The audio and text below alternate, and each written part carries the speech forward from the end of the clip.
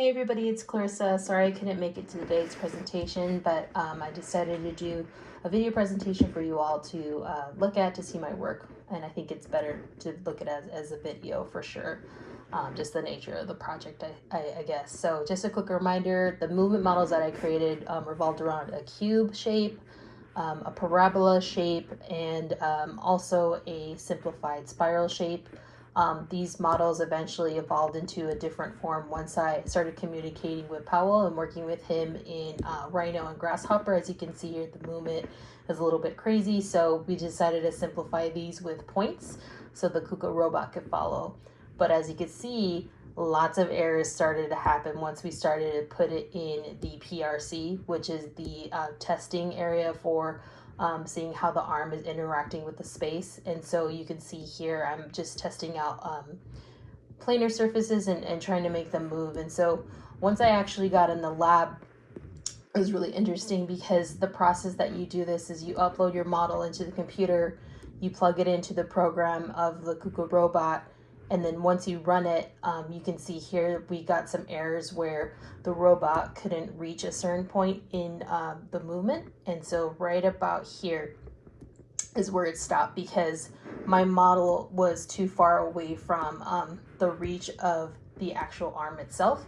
And so we did tests for each of the models that I made. And so as we ran these, we just ran into problems. So you can see there where the tape line is, it's going past the initial reach of the arm. And so we just began to tweak as we went along. And so as we did readjustments, we just had to pull in the models into the Rhino program on the tablet that you see there.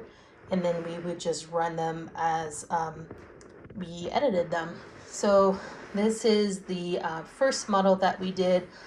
This is the spiral shape that you saw earlier.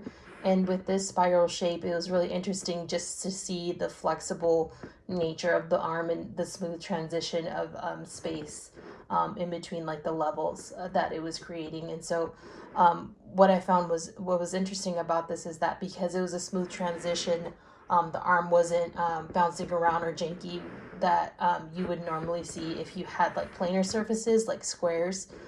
So there was a smooth transition of movement. This is an example of the parabola. And you can see here, this is also smooth movement. I decided not to do the plane as well. So here now we have the first test that I did with light because everybody's doing a project with light. And this is me in my backyard just playing with a phone. So this led me to the idea to tape the phone to the Kuka Robot. Very scientific. And this is a bottle opener that I used to attach it to. And this is an example of the color bars that I created for the arm. And this is what it looks like when you attach it. So we created a movement model based off of this smooth surface. And as you can see, I did different tests with the colors. And so this smooth movement proved the best way to kind of create these light trails. And so these light trails were really interesting because as we just did more tests with exposure, you can see we got different effects going on. And so what I found that was most interesting is that you can really start to see the depth of the movement of the arm because it's not just moving in one plane, it's moving in several. And so these are just different tests that we did. This last one is the most successful though.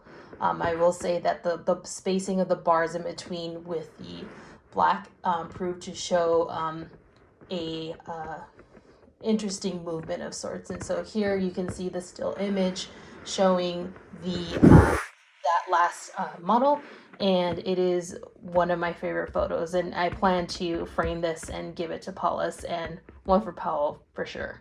Thank you.